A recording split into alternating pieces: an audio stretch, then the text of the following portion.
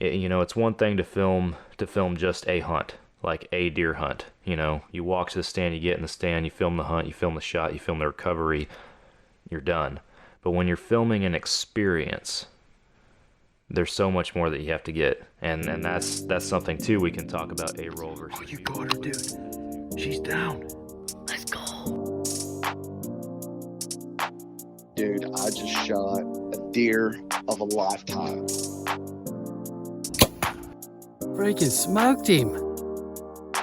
One with nature, and if you're a believer, one with God. Definitely gets your heart pumping. Boy, you are in trouble. Fall Obsession Podcast. Welcome back, everybody, to another Fall Obsession Podcast episode, driven by our friends over at Ridge Rock Hunt Company. We'll talk about them at the end. But I am Sam with Fall Obsession, your podcast host, and back on here again with our Fall Obsession Vice President, Drew Tordick. Welcome back, Drew. Thanks, Sam. It's always good to be here. Yeah, man. Glad to get back on here, knock out another podcast. Kind of what we have in store for today is a topic that I know we touch here and there over the course of the past 90 plus episodes that we've had on here. We've had some episodes that are more specifically centered around, filming or that kind of thing here and there, especially toward the beginning of our podcast, I felt like. But one thing that we wanted to jump on here and talk about today was the whole concept, the topic of content creation, basically. It's a very broad subject. A lot can be included, and we can unpack potentially a lot with it today if we really wanted to. But it's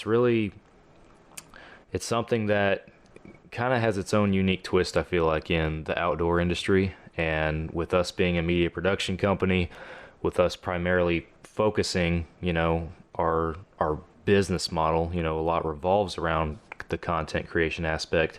I think it's something that's a lot of people on a podcast don't really dive into, and we're going to take a stab at it. So to kind of kick things off, I know that you just had a little bit of a time with some folks up there in Minnesota at, Sandpine Pheasants, I think. Is that where you went?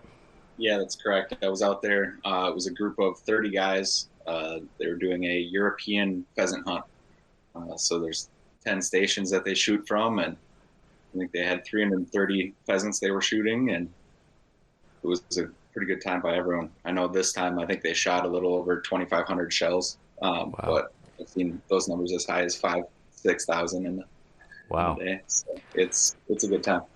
So I'm going to start off our podcast by jumping off topic real quick. Yep. I am from Texas. I don't know anything about a European pheasant hunt. You're talking about them shooting from stations. Can you, just because now I'm all of a sudden curious, can you describe this experience a little bit for me in more detail? Yeah, no, it's something that it was new to me too the first time I saw it. It's actually a really fun time. It's an old hunting tradition. It is an old hunting tradition back from like the King's times, where they would get a royal party together and go out hunting, and rather than having to walk through the fields, they would essentially line up around a field and the birds would be flushed out to them. So I guess the modern equivalent of that is, to be safe, it's a giant circle where nobody's shooting each other. You're shooting over the heads of the other person safely, and there's a lot of trees in between to block the shots, and nobody's shooting low. So it's all done in a safe manner, but you're essentially around a release point where the birds are being released and flushed out to you, and you stand at these safe stations and shoot the birds as they fly overhead. Huh. It completely new concept. I learned something today. I never heard of that before. That's pretty neat. Yeah. So you went out there with the content creation mindset. From my understanding, you weren't going out there as a hunter. So going into, now that we know a little bit more about what the hunt consists of, how does that translate to you as far as what you're trying to capture, and what in your mind is significant enough about that experience to document it? Yeah.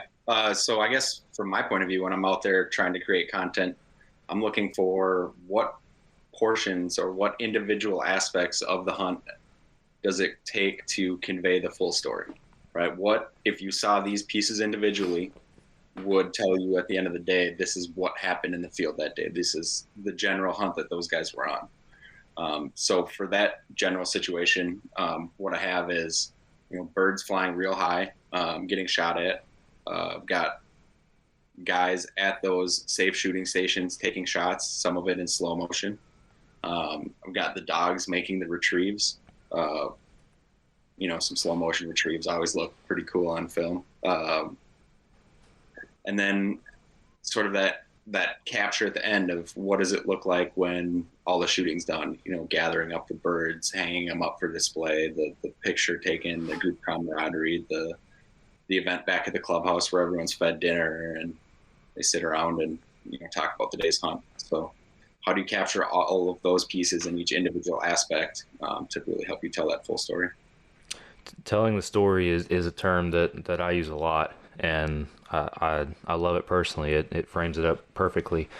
Because that's exactly what you're trying to do, and there's different ways to do it depending on the project that you're working on. It requires a lot of forethought. It requires a lot of work. I mean, for lack of a better term, because you're pretty much out there constantly trying to capture everything, just so that you have more pieces than you're going to need in the end, is what it translates to. And then we can talk maybe a little bit more here in a minute about just bits and pieces of the editing room and how it translates to that. But you're framing everything up, you're telling a story. Different ways to do that. One is just through the actual footage, which, like, you're documenting experience from start to finish. Other times you can actually start pulling specific people maybe to share their part of that story, to share their experience. And I know one film that we've put out that I was going to mention is the first installment of what we're trying to kick off as our My Obsession series, with our veteran hunt giveaway winner Mark Zorich from this past December on the whitetail hunt here. That video is on our YouTube channel, so you guys can go see it now. But we just started filming for as soon as we got out there. I was the cameraman on that one, so we're videoing the whole time. We're videoing everything, and then toward the end of the trip, we actually start pulling Mark and actually doing more of an interview style of production with him, where he can actually share his side. And then when we get to the editing room, that translates over. You're mixing and matching, you're combining that stuff together to, again, complete that story in whole, because as he describes things, you now have the footage to back it up. So a lot of different ways to do that, but telling the story is the best way to say that, because it's one thing to film just a hunt, like a deer hunt. You walk to the stand, you get in the stand, you film the hunt, you film the shot, you film the recovery, you're done. But when you're filming an experience, there's so much more that you have to get. And that's something too. We can talk about A-roll versus B-roll footage with that too. Because I am a big believer in B-roll footage helping tell that story. And from a creator standpoint, and I'm gonna get a little bit into the method behind the madness with some of this too, but from a creator standpoint, you want to be engaging. You want your content to pop, to be appealing, and to keep people engaged. And when you show the same shot for too long, or even if somebody is verbally talking about a really interesting experience, just a video of them sitting there talking about that without having the B-roll footage to back it up and show what they're referencing, you lose people that way. And so that's the line you have to walk, is trying to find that balance to where you can tell the story, you cannot leave out any information, but you're at the same time you're not boring people, if you will. You're keeping them engaged. So and B-roll footage is it helps a lot tell that story, but at the same time, it can be very challenging to get enough. And I know a majority of the B-roll footage that I capture is kind of spur of the moment. You know, it's not something that you plan. It's something that you see, and as the creator, you grab it right then and there. Yeah, I know one thing just from personal experience is keep that camera rolling, right?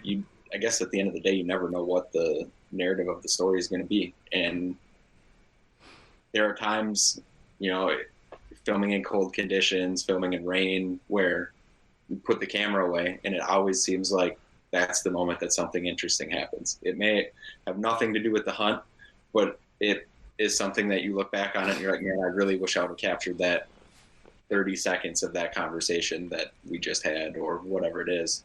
And so I found that, you know, back to telling the story, the easiest way to do that is to record everything, let the story tell itself, and, you know, really kind of define the story at the end of the day, or even potentially as far into it as the editing room. Yeah. You know, there's times where I've come out of a hunt not knowing what it's going to look like once we edit it together, and I'm real happy with the work that Nick does in the editing room, and sometimes I'm really surprised with what he's able to do with what we give him. Yeah, absolutely.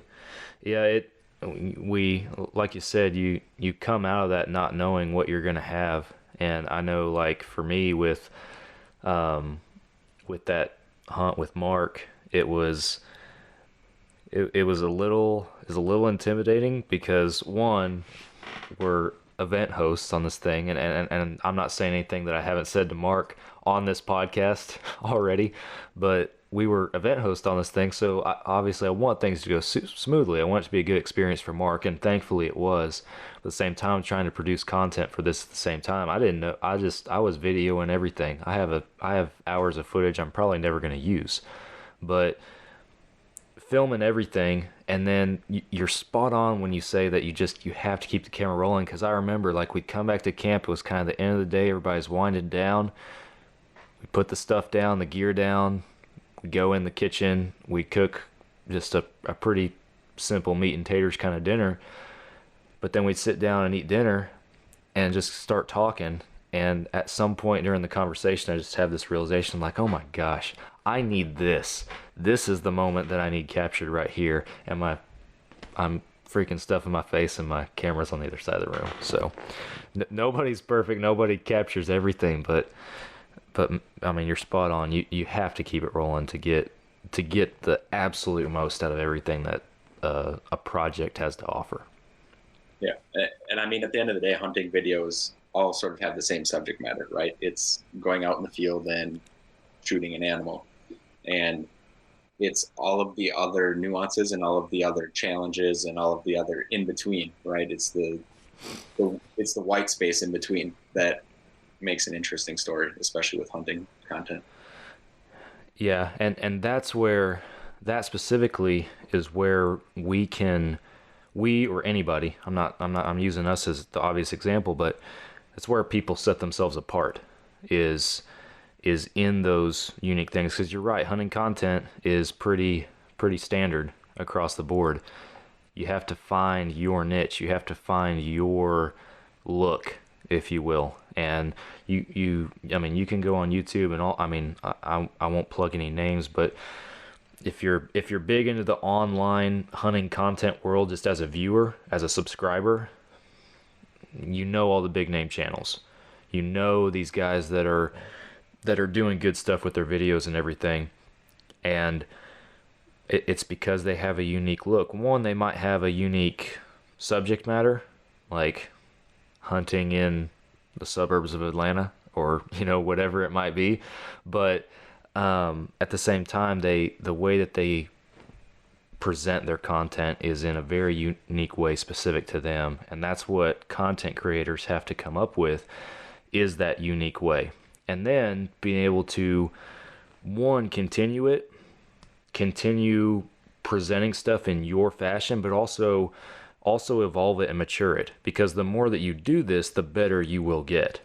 I mean, I feel like our brand is a good example of it. I'm not by any means claiming to be huge experts on the matter. We're blue collar outdoorsmen, But at the same time, you go back and look at our videos from 3-4 years ago and then look at what we're putting out today.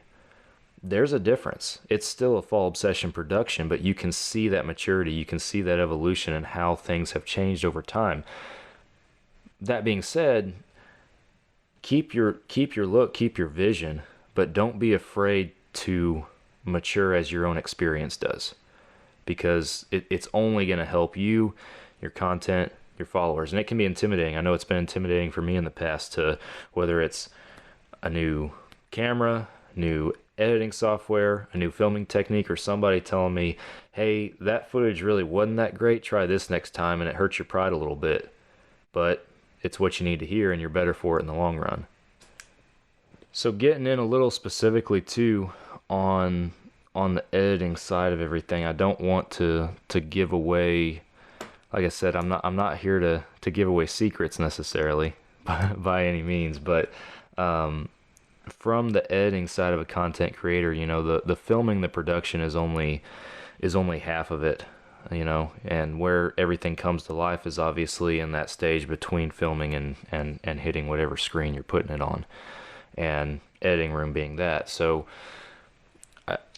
you talk about telling that story and everything, and you have to, and your style, your method to your own madness and everything, all that comes together in the editing room. And one thing that I think really helps from the creation standpoint, from the producer standpoint, is one, knowing your editor, whether it's you or whether it's somebody else, knowing their capabilities and knowing how they are going to see this content and how they are going to be able to produce it. I imagine the most of the guys that are listening to this podcast to try and get some pointers on content creation are probably their own editors, more than likely, or they could even be one of our own guys, in which case Nick Powell's your editor. But that being said, guys editing their own content, that is the best possible scenario, in my opinion, because from the very start, from the time you hit the field, you already have in your mind what you want it to look like. And so when you start filming and everything, you can already be envisioning that. You can already be thinking about the shots that you want, the footage that you need, the information, the storytelling aspect of it that you need to make sure you include. And then when you get to the editing room, it's all the more easy. I think if you're using another person as your editor and you have a certain vision like that for your project, you definitely have to communicate that with them. You have to have the time to sit down with them and everything. I know here at Fall Obsession, Nick is our media production guy. He's the guy that does a majority of our film edits and stuff. And not to say that you or I, Drew, don't have the capabilities to do that. That's just how our responsibilities here at the company have unfolded.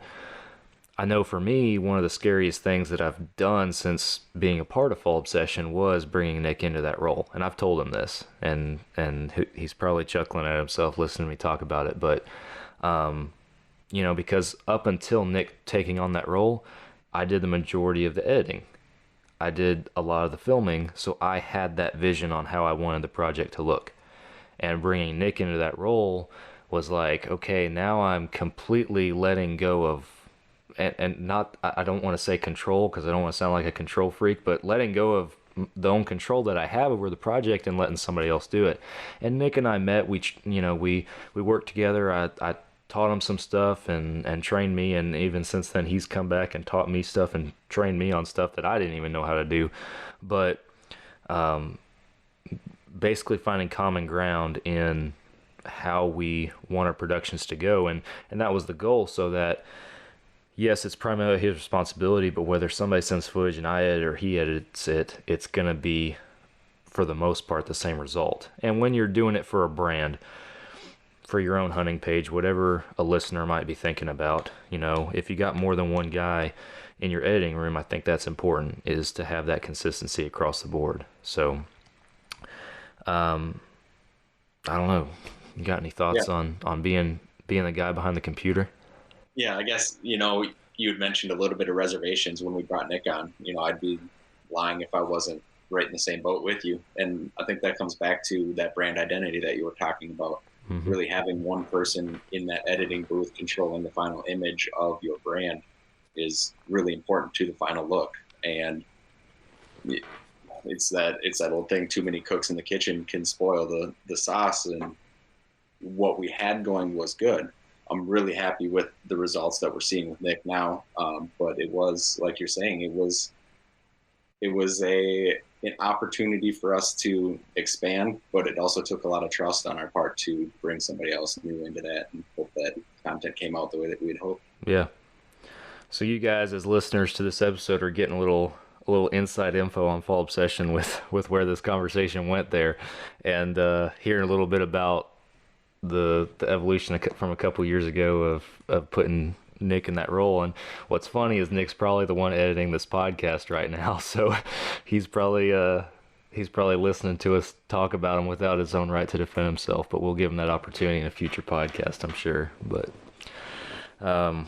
one thing I will touch on, again, not trying to give away any secrets or anything, but while we're on the subject of the editing room, guys, I mean, some people, there's plenty of classes out there that guys can take for whether it's just software specific with the program, whatever it might be that you're using. And if you guys are wondering, we at Fall Obsession use Adobe products, pretty happy with them. And again, it provides that consistency for guys who are all on different devices, with the capability to edit projects. So that's what we use, at least. But what I'm getting at is there's plenty of resources out there for you guys to learn if you're trying to learn more about your software, more about editing techniques. Maybe you're comfortable with it, but you just know that there's more to it, and you just want to learn more. Again, there's info on that, whether you're looking up YouTube videos, actually taking a class.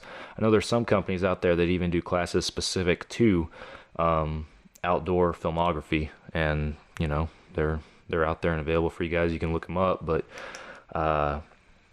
what I'm getting at is you learn by trial and error. None of us here at Fall Obsession have taken a film or an editing class, to my knowledge. I know I haven't. Everything that we've learned, everything that you see on our pages is self-taught. It's over years of trial and error. And that's one of the best ways to learn, is just learning what you can do and what you're capable of over time with your own productions. I know I cringe sometimes when I go really far back and look at some of our videos, I mean, we've come a long way, like I said earlier, but I will say just a couple of quick pointers for the editing room. If you guys really, if you're looking for pointers in this episode, I'll give you a couple. Transitions are huge. The transitions and how it correlates with the music and the story that you're telling, it can make or break your video. And there are times for a transition that has movement in it from one frame to another, and sometimes the music can help with the transition and you don't even have to put anything in there. You can just put two clips together and it switches from one to the other. Again, I think the music and the story you're trying to tell dictates whether you use one or not.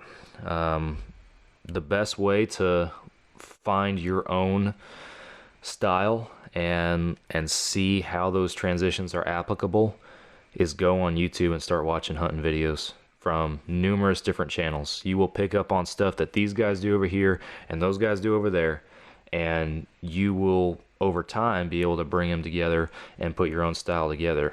Again, Nick's not on this podcast to contribute or defend himself, but I send him stuff pretty regularly from other hunting pages. I'll see a video, I'll send him something and be like, hey, check out what they did at this point in the video with that edit, or check out their intro right here. This is pretty sweet. And they're able, and we kind of talk about it and everything, and sometimes something similar eventually makes its way to one of our productions, and sometimes it doesn't. So just watching other people's stuff, it goes a long way, and it helps you develop that own style and find things that you like, or you might see something that they did on their edit and it inspires you to go learn how to do it yourself and furthering your knowledge, your own capabilities. So couple brief pointers, but Drew, go ahead. I was just going to add, don't let your equipment or your experience hold you back. Get in there, try it. you're not happy with the results, redo it. If you're happy with the results, awesome. Try harder next time and see if you can make something even better than what you just created. And on that note too, don't be intimidated if you don't have a nice big video camera or something like that to create content, because we are in an age where smartphones are better than they ever have been. And I will admit it, but an iPhone Pro Max, whatever this thing is, that I've created some fall obsession content with that thing. I mean, even videos that you see on our pages, some of the footage comes from an iPhone. Mark, our veteran hunt giveaway winner, he can tell you how many times I was filming with a video camera versus filming with an iPhone out there with him. And I'll let you guys watch the video and try to pick it apart and see if you can tell the difference. But smartphones, man, have come such a long way that, I mean, almost everybody has a high quality video camera in their pocket every day of the week. So you're not limited with by not having a big camera. And those slow-mo shots, I mean, being able to do that on your phone and not have to adjust settings and not have to change a bunch of things and go back and do it post-production in the editing room is huge. So that's been a feature that I definitely use my phone for, is that slow-mo camera. Absolutely, for sure. So I guess one thing that I think I'd offer up as a piece of advice is that one of the most important things for me in a video, on a hunting video, is good audio.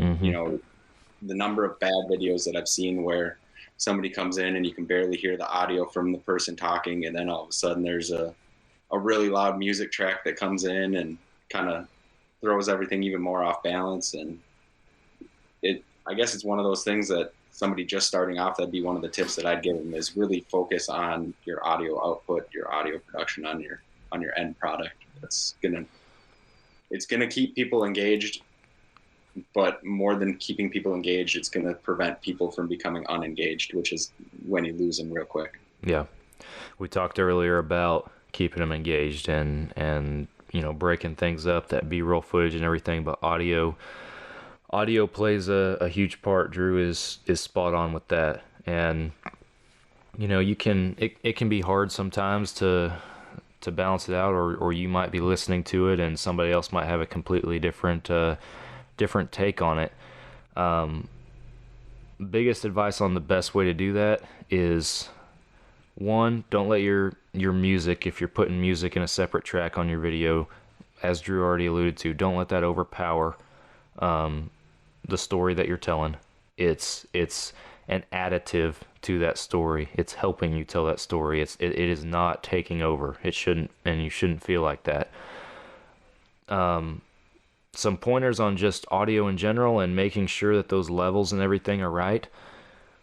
Some guys edit with headphones. Some guys edit without them.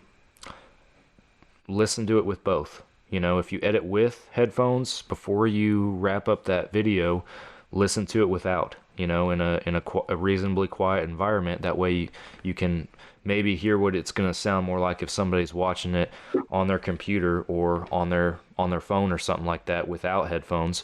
If you edit without headphones, check your production with them before you wrap it up, because you will pick up on stuff. You might hear stuff that you did not hear in the video before. So check it with that, and when in doubt, have somebody else watch it. Have somebody else look at it and see if they pick up on anything. I know with some of the edits that I've done before we publish, I send them over to Nick and like, hey man, watch this, see what you think. And he does the same with me. He sends them over, hey, tell me what you think, and we critique each other. We say, hey, this is good, I really like this, or we might need to change this. We start bouncing ideas off of each other. We take it back to the editing room and fix it up. Not because we think that we know better than the other guy, but it's a different perspective. It's somebody else that is looking at it that can, again, critique it. And then not only that, but we're making ourselves better, because maybe I see something that he doesn't. I know how to fix it, or vice versa. And then he learns something from me, I learn something from him. All that comes together and helps us for future productions. So absolutely make sure that your audio is squared away, and listen to it in a couple different fashions before you before you put it on your pages. So, and to talk a little bit before we get into any kind of conclusion, I know we mentioned B-roll footage and talked a little bit about it to start. I don't know. I want to emphasize that capturing things that you might not think about, or even the stuff that you don't think will go well in a production, that kind of stuff can sometimes, end up being really beneficial to you. And I'll give you one instance specifically as far as B-roll goes, to kind of bring that home. It was on this veteran hunt that I was on. Mark and I were walking back from the stand the first evening, and the moon was shining. It was just starting to get dark and everything, which of course with a camera, and keep this in mind too, guys, another tip is, light that you see with your eyes is going to be less light with the camera when you're in those low light situations. So keep that in mind when you're out there filming. But we're walking back, and I'm a little bit behind him, and I'm just looking at him walking, the moon shining down, and kind of the tree line and everything right there. I'm like, why not? So as I'm walking, I just roll film at a low angle, looking up at him and everything. Not knowing if I'd be able to use the shot or anything. If you go and watch the My Obsession video today, that is the shot where we basically announced the series. Like, it ended up being a huge puzzle piece in that video. So, like Drew said earlier, roll on everything, because you never know what you're going to get. You might not even know you have something till you get in the editing room, and you're like, holy crap, this is freaking sweet. So, roll on everything, man. Everything. Yeah, I know I had a similar story, going back to that staff hunt we had down in Texas a number of years ago. And Andy Meeks and I were sitting in the blind together, and just rolling B-roll footage of just some does out feeding on the feeder, and kind of hanging out making jokes about some cattle that were nearby. And all of a sudden, here comes this zebra walking by.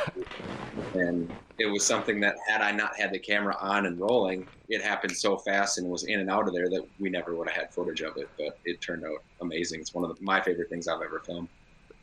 So that shot, y'all's response was, that in general, because I was back at camp and you texted me right after that happened. That whole thing was one of my highlights from that trip, because y'all were we had no idea, nobody did, that there were exotics out there, so we were so freaking excited. All that is to say, one of the best, I think from your video, one of the best shots we've ever gotten is of Andy from that trip. He's looking at the camera, the most surprised look I've ever seen on his face, and in the corner of the frame, there's a half-eaten banana in his hand. And if you guys are watching the podcast video, I'm going to put that on the screen right now. That way you guys can see it. If you're just listening to audio, here a couple days after we put the audio track out, the video will be out and you can go see it. But that picture is one of my favorites probably from any hunting trip that we've had. Just, again, like he said, hadn't had the camera rolling, wouldn't have got it. So yeah, and that was a funny story to begin with. We had gotten in late the night before from a long day of driving in from Minnesota, and Andy had already gone to bed to rest up for the next day's hunt, and we were sitting there with the property owner, and he mentioned, hey man, there's these zebras that we have on this property. They're free range, but they're off limits. So if they come in, get some video of them and don't shoot them. Yeah. And I thought, it's a huge property. What, it was like 6,000 acres. 6,700 acres, yeah. What are the chances?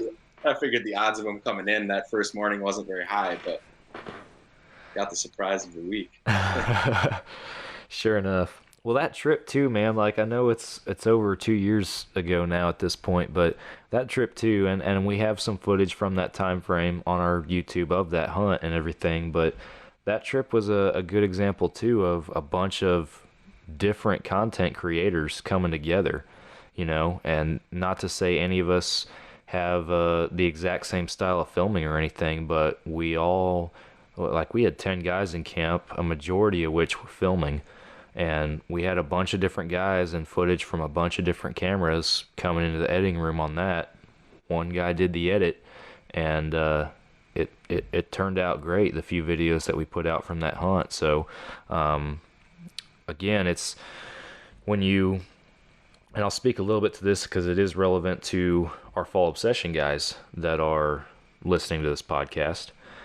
We have so many different guys in different places with different styles of filming, but bringing that all together to a common editing room, and for other content creators, you know, whatever the circumstance might be, bringing different cameraman stuff to a common editing room, to a point you can turn that into a consistent vision and a consistent format as it rolls out with that common editing room.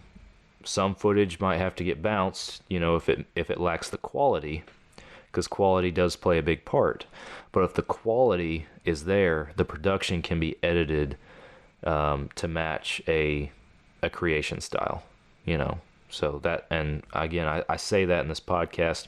If it's useful to you as a creator, then great, but mainly for our own staff's benefit, is if the quality is there, 9 times out of 10, we can do something with it.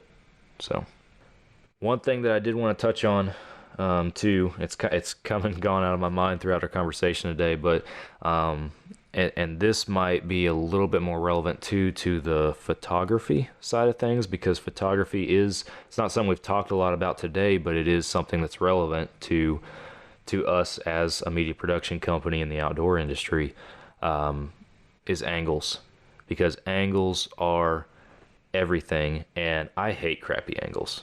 I do. I'm just putting it bluntly. I mean, it takes, and this is, again, I'm speaking from my own experience and what I have learned over time. It takes a very little, I feel like, amount of effort to change your angle, and it completely tells a different story through a photograph. And it's applicable to video too, but I'm mainly speaking in terms of photography right now. I know lower angles I'm a fan of personally. I feel like a lot of stuff comes out better at a lower angle. Sometimes not, but you know, I'll use just somebody. You kill a big buck, you're taking a picture. You have your buddy taking a picture of you with the big buck. You're taking a picture of him, whatever it might be. So many guys just stand upright, snap a photo, move on. We're going on to the next thing. When dropping down so that you are eye level with that animal, can make a huge difference in how that photo is perceived. And I'm not trying to tell you that you're supposed to use angles that make the animal look gigantic or way bigger than it's supposed to be. I'm not trying to teach trick photography here, but those lower angles just, again, are more appealing to the eye.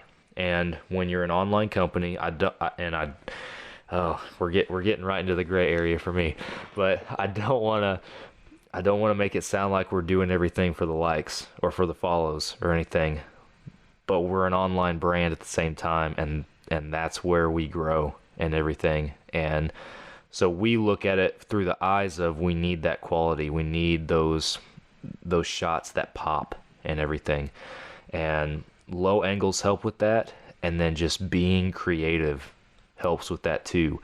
Just stepping back, looking at a situation and thinking, okay, what are some angles that are different, you know, or what's something that I've seen somebody else in a photo? Can I do that? The answer is yes, you can. Absolutely, you can. Instead of just taking a quick snapshot, like I said, from a standing position and moving on, if you are trying to create your own outdoor content, pay attention to your angles, because it will make a huge difference. And other stuff that you can think outside the box, I can't speak for Android users, I can only speak for iPhone users, but with this phone, for example, again, talking about stuff that everybody has in their pocket, not a high-tech camera or anything. These newer iPhones, or at least the Pros, they have a wide angle setting on them for photos. I love it. Majority of our Texas Dirt series, which is filmed kind of in a vlog style, I feel like, for lack of a better term, is filmed on a wide angle. It turns out pretty good.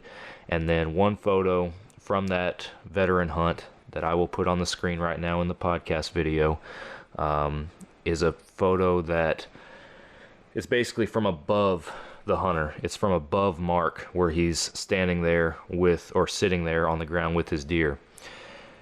That photo is one of my favorite photos from the trip, and did not take it with a drone or anything like that. I took it with a wide angle iPhone standing on my tiptoes on the ground. You don't see my boots, you don't see any of that. The angle was right, but it is literally looks like it's coming from straight above the guy. And again, thinking outside the box, thinking what can I do that's creative. And sometimes it works, sometimes it doesn't. Sometimes you take a photo and you delete it right away because you're like, nah, don't like it. But you got to try. That's how you find those unique shots that pop. Yeah, and I'd even add to that, don't be afraid to take too many pictures. Yeah. Take pictures from all different angles, because really you only get one opportunity at it, or it's all processed up and you don't have that opportunity. And on that note too, just because as we're working through it too, we talk about filming everything. Don't let the end of your hunt or the end of your recovery finish your journey, through your production, whether you're taking pictures or video, whatever it might be, because the story isn't over.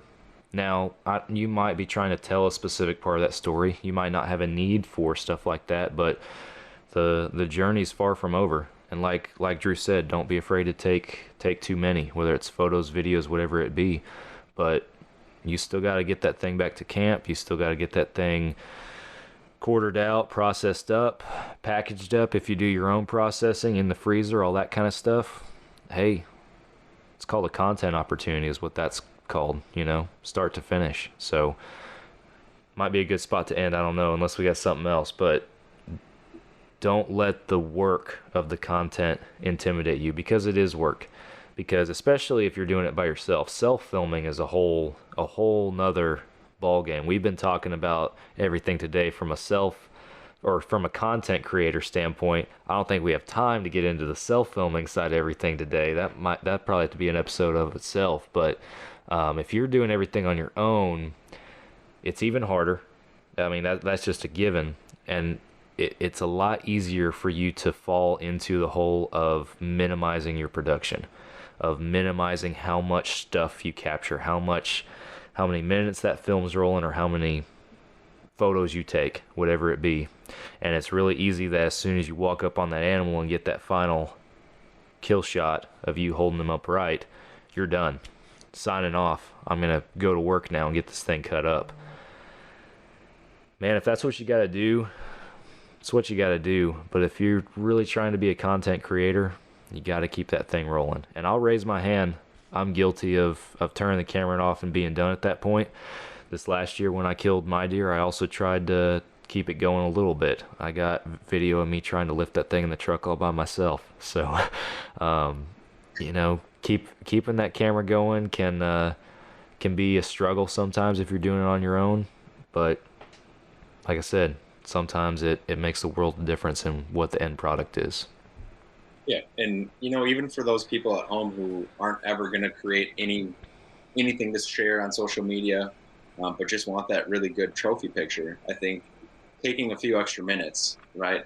Well, I guess my recommendations for those people who are looking for an extra ways to improve their trophy pictures, right?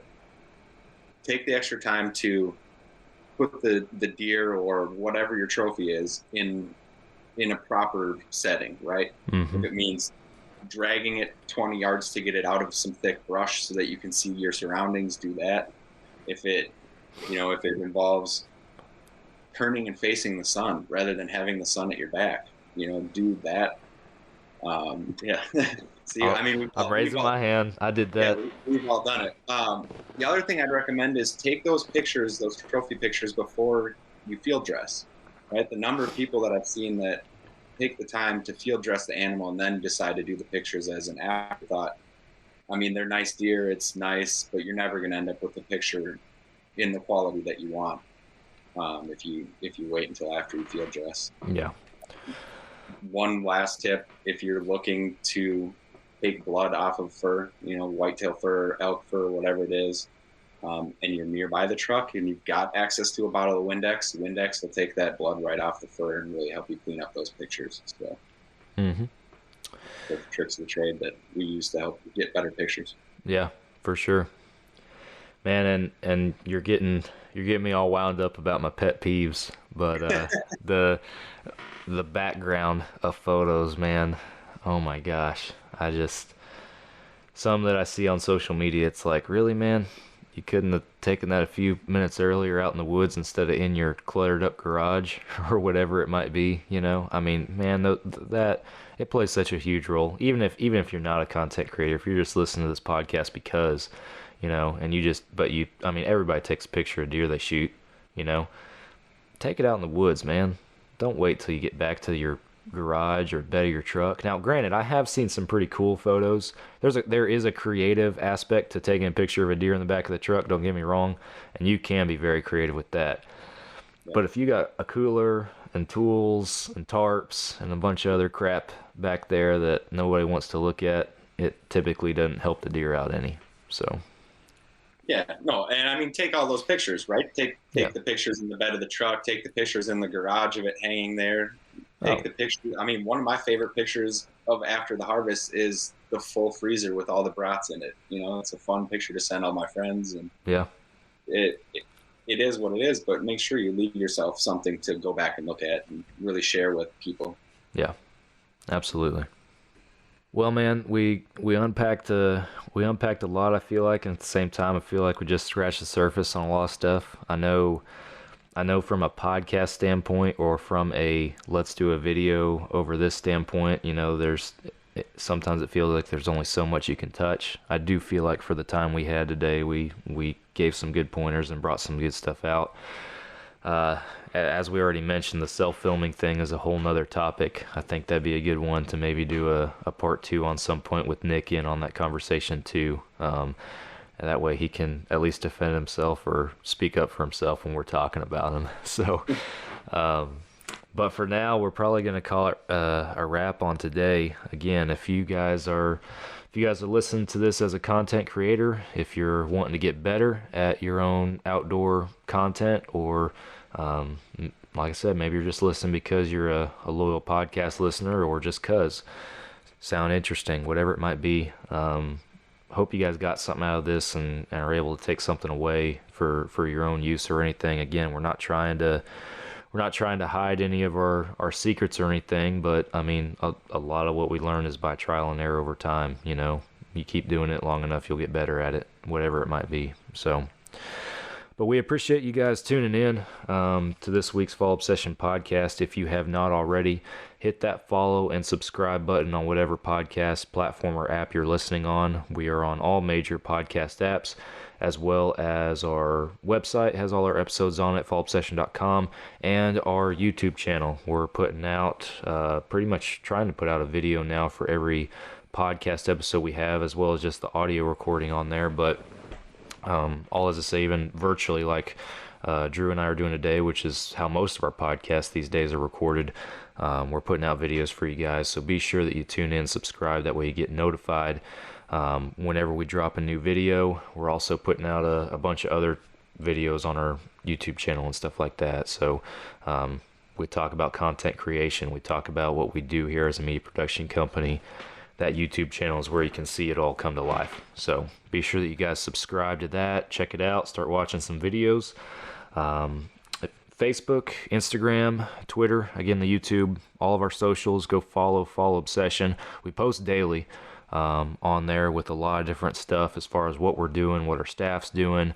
Again, we're content creators, so you guys are going to see the best of what we got coming in on those pages. We got staffers in a wide variety of states across the country that are contributing that content as well, revolving around a bunch of different subjects and stuff like that. So head on over to Fall Obsession. We have something for you wherever you hunt. That being said, our website, fallobsession.com, that's the hub. That's where you guys can go to find all the content, whether it's photos, video series, educational articles, wild game recipes, our apparel. We have it all on there. Also on our website, fallobsession.com/podcast is where you listen to the podcasts. We are coming up on episode 100 of our podcast. We're 8 episodes away now, and that podcast will consist of our entire administrative team getting together, all 4 of us for the first time, Drew and myself included, to get together and just kind of have a conversation, discuss some Fall Obsession stuff. And we're giving you guys the opportunity with that milestone episode to be a part of it by submitting your feedback. Submit a question, submit a topic suggestion, whatever it might be.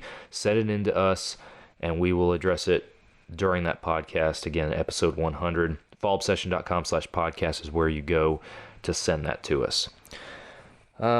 Ridge Rock Hunt Company is our podcast partner for this episode.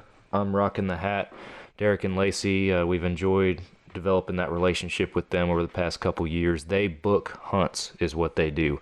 If you guys are looking for a new experience, maybe out of state hunt, wherever it might be, whatever it might be, in North America, hit them up. Again, Ridge Rock Hunt Company, and they will find something that fits your budget and with a vetted outfitter that will get you squared away in a new experience for you. You won't regret it, I promise you. They're good people. Drew, did I miss anything, man? No, I think we covered it pretty well today. All right, good deal. Well, guys, appreciate y'all listening to another Fall Obsession podcast episode. And next week, we're going to be back with you guys for another Monday morning episode. We'll catch you then.